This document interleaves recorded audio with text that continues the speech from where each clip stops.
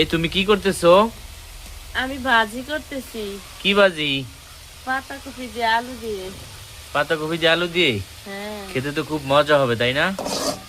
আল্লাহ দি মজা করে।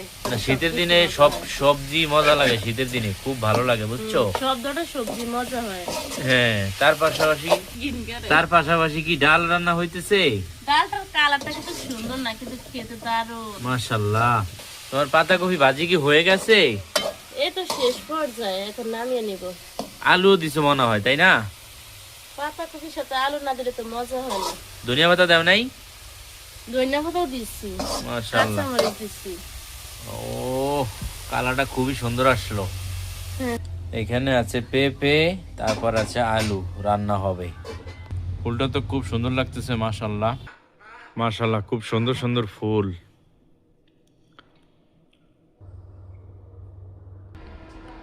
আমি তো এখানে আছি, তুমি নিয়ে আসো কি কি আনবা।